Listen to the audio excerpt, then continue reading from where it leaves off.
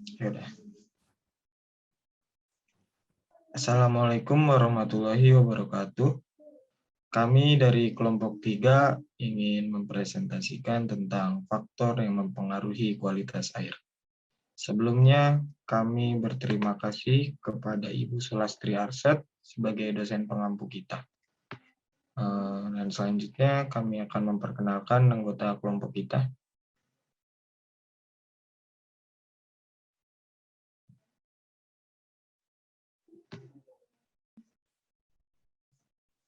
Saya Revanda Alfian. Saya Astria Dwi Listiani. Saya Bugar Nugrahanto. Saya Naval Naki Ramadan. Saya Anggreni Septia Regina Lubis. Saya Kurin Kiromin Taroro. Saya Rifka Rahmawati.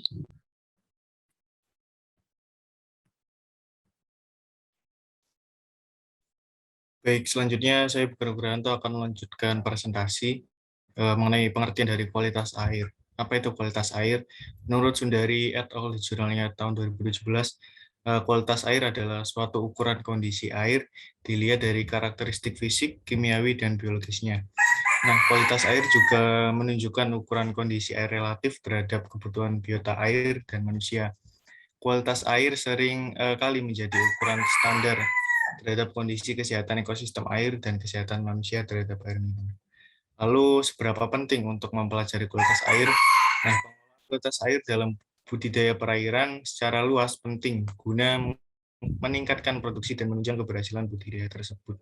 Pertumbuhan dan perkembangan organisme air yang baik dapat dipengaruhi oleh faktor luar dan faktor dalam. Salah satu faktor luar yang penting dalam manajemen budidaya adalah pengelolaan kualitas air sebagai media hidup organisme akuatik. Air sebagai media utama tempat hidup bagi ikan, maka harus diperhatikan dengan baik dari segi kuantitas maupun kualitas. Di sini parameter kualitas air terbagi menjadi 3, yaitu parameter fisika yang meliputi suhu, kecerahan, dan kekeruan, parameter kimia, DO, oksigen, BOD, biochemical oxygen demand, COD, chemical oxygen demand, pH, derajat keasaman, nitrat, dan fosfat. Lalu ada parameter biologi, yaitu total coliform bakteri. Untuk selanjutnya, boleh dilanjutkan teman saya.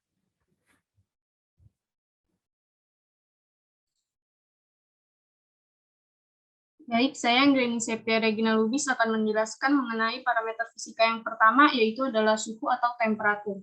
Suhu air merupakan faktor lingkungan yang sangat dipengaruhi oleh faktor lingkungan lainnya seperti arus. Perubahan suhu air merupakan indikator yang penting untuk menunjukkan perubahan kondisi ekologi. Perubahan suhu akan berpengaruh terhadap ikan sebagai dorongan syaraf, perubahan proses metabolisme, perubahan aktivitas tubuhnya. Suhu lingkungan mempunyai efek tertentu pada sifat meristik ikan, seperti jumlah tulang punggung dan sirip ikan bertambah sebagai akibat suhu turun. Suhu permukaan perairan umumnya berkisar 28-31 derajat Celcius. Suhu air di dekat pantai biasanya sedikit lebih tinggi daripada di lepas pantai. Secara alami, suhu air permukaan merupakan lapisan hangat karena mendapat radiasi matahari pada siang hari. Pada lapisan teratas sampai kedalaman sekitar 50-70 meter terjadi pengadukan, hingga lapisan tersebut terdapat air hangat kurang lebih 28 derajat Celcius yang homogen.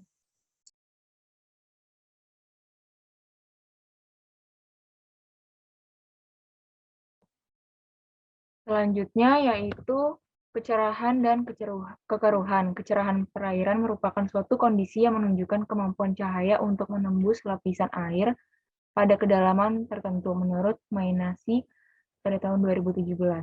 Pada perairan alami, kecerahan sangat penting karena erat kaitannya dengan aktivitas fotosintesis dan produksi primer dalam suatu perairan. Faktor yang mempengaruhi kecerahan yaitu kejernihan yang sangat ditentukan oleh partikel-partikel terlarut dalam lumpur. Semakin banyak partikel atau bahan organik terlarut, maka kekeruhan akan meningkat. Nilai kecerahan yang baik untuk kehidupan ikan adalah lebih besar dari 0,45 meter. Kecerahan air di bawah 100 cm tergolong tingkat kecerahan rendah, kekeruhan atau konsentrasi bahan suspensi dalam perairan akan menurunkan efisiensi makan dari organisme. Menurut Edrus dan Setiawan pada tahun 2013, pengaruh rendahnya tingkat kecerahan sebagai akibat dari kekeruhan perairan dapat berupa penurunan kekayaan dan keanekaragaman jenis, serta penurunan kelimpahan individu ikan karang. Next.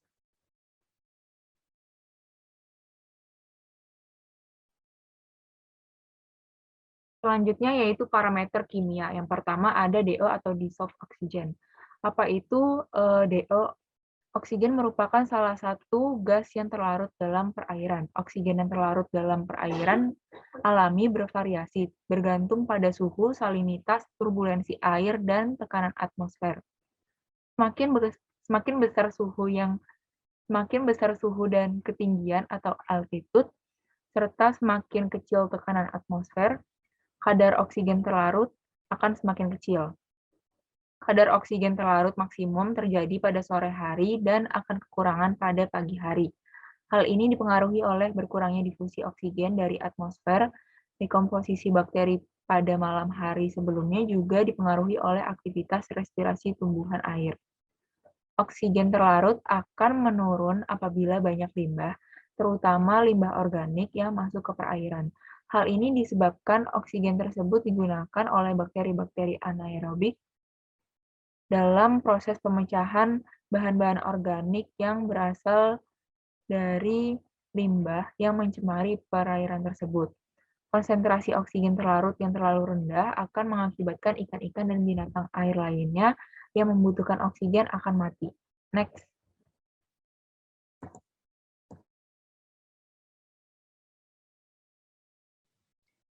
Selanjutnya adalah BOD atau Biochemical Oxygen Demand. BOD atau Biological Oxygen Demand adalah suatu karakteristik yang menunjukkan jumlah oksigen terlarut yang diperlukan oleh mikroorganisme, biasanya bakteri, untuk mengurai atau mendekomposisi bahan organik dalam kondisi aerobik. Kadar BOD merupakan salah satu parameter yang dapat dijadikan tolak ukur beban pencemaran suatu perairan. Berdasarkan kriteria yang digunakan untuk evaluasi tingkat pencemaran air, yaitu konsentrasi BOD kurang dari 1 mg per liter dikatakan pencemaran sangat ringan. 1-3 mg per liter dikatakan pencemaran ringan. 3-6 mg per liter dikatakan pencemaran sedang, dan lebih dari 6 mg per liter dikatakan pencemaran berat. Menurut Yulis et al. 2018, beberapa hal yang mempengaruhi nilai BOD selain jumlah pencemar yaitu suhu yang diusahakan konstan pada 20 derajat Celcius. Next.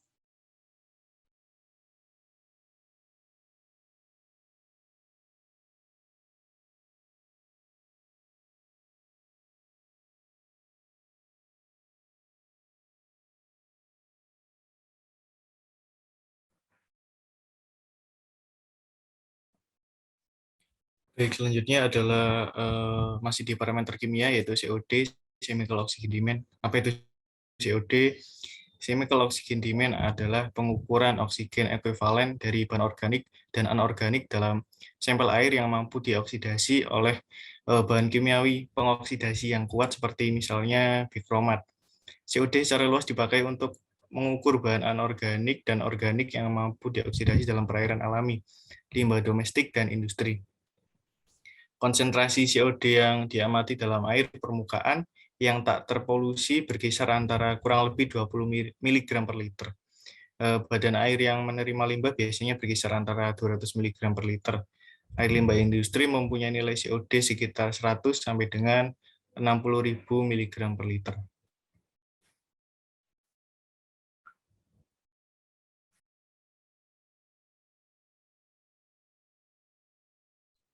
Selanjutnya pH atau power of hydrogen. Nilai derajat keasaman atau pH suatu perairan menjadi parameter penentu keseimbangan asam dan basa pada perairan. pH juga menggambarkan jumlah atau aktivitas ion hidrogen dalam perairan. pH menjadi salah satu indikator kualitas perairan. Parameter ini juga akan mempengaruhi kehidupan tumbuhan dan hewan akuatik. Nilai pH pada perairan. Perairan dengan nilai pH 7 artinya bersifat netral. Perairan dengan pH kurang dari 7 bersifat asam, dan perairan dengan pH lebih dari 7 bersifat basa.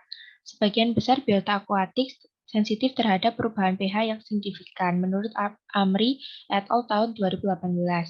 Baku mutu air laut untuk biota laut yakni berkisar antara 7 sampai 8,5 menurut Kementerian Lingkungan Hidup tahun 2004. Next.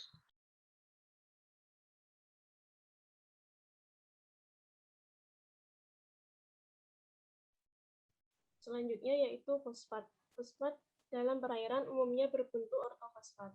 Ortofosfat merupakan bentuk fosfor yang dapat dimanfaatkan secara langsung oleh tumbuhan akuatik. Kandungan ortofosfat dalam perairan menandakan kesuburan perairan. Kandungan fosfat dalam perairan umumnya berasal dari limpasan pupuk pada pertanian, limbah domestik yang mengandung deterjen, serta kotoran manusia maupun hewan. Baku mutu konsentrasi fosfat yang layak untuk kehidupan biota laut adalah 0,015 mg per liter. Menurut Patricia et al. 2018, jumlah ortofosfat yang tinggi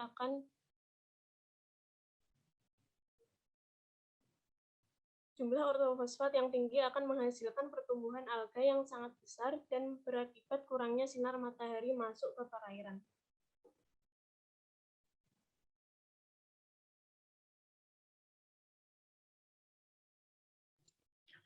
Ya, parameter kimia selanjutnya yaitu nitrat. Apa itu nitrat? Nitrat merupakan bentuk nitrogen utama di perairan alami.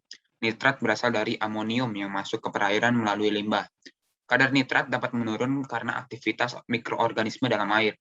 Mikroorganisme akan mengoksidasi amonium menjadi nitrit dan oleh bakteri akan berubah menjadi nitrat. Nitrat sangat mudah terlarut dalam air dan bersifat stabil. Nitrat merupakan nutrisi yang penting bagi tanaman. Tetapi jika berada pada kadar yang berlebihan, dapat menyebabkan masalah kualitas air yang signifikan. Yang pertama ada proses upwelling yang terjadi menyebabkan perairan tersebut kaya akan unsur hara. Unsur zat hara anorganik utama yang berpengaruh terhadap kesuburan perairan adalah fosfor dalam bentuk fosfat dan nitrogen dalam bentuk nitrat. Nitrat dan fosfat merupakan salah satu indikasi kesuburan perairan. Tetapi bila kandungan nitrat dan fosfat berlebih akan berpengaruh pada kualitas perairan, yaitu terjadinya blooming atau eutrofikasi perairan, di mana terjadi pertumbuhan fitoplankton yang tidak terkendali. Eutrofikasi berdampak negatif terhadap lingkungan, karena berkurangnya oksigen terlarut yang mengakibatkan kematian organisme akuatik lainnya, selain keracunan karena zat toksin yang diproduksi oleh fitoplankton. Dan ada kualitas perairan yang banyak dipengaruhi oleh parameter fisika dan kimia perairan yang juga akan mempengaruhi penyebaran konsentrasi nitrat dan fosfat.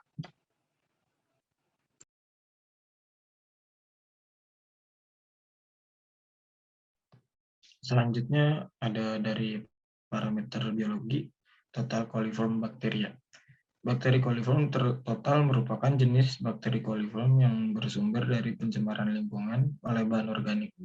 Total coliform merupakan indikator bakteri pertama yang digunakan untuk menentukan aman atau tidaknya air untuk dikonsumsi. Kandungan total coliform yang cukup banyak mengindikasikan adanya bakteri patogenik seperti Giardia dan Chirotosporidium terkandung di dalam air tersebut menurut Shiras dan Reganol tahun 2005. Bakteri patogen tersebut dapat menyebabkan berbagai macam penyakit, seperti disentri, kolera, penyakit saluran pencernaan, tifus, hepatitis, polio, dan lain sebagainya. Menurut Kemenkes RI, kadar maksimum total coliform yang dibolehkan dalam air minimum adalah 0 mpn per 100 ml, yang artinya bahwa keberadaan bakteri ini di dalam air minum benar-benar tidak diperkenankan.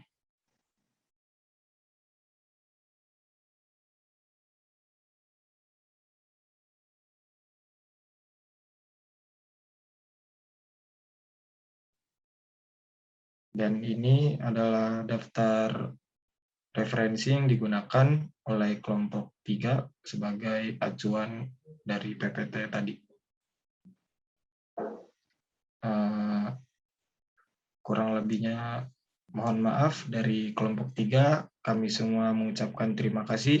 Assalamualaikum warahmatullahi wabarakatuh.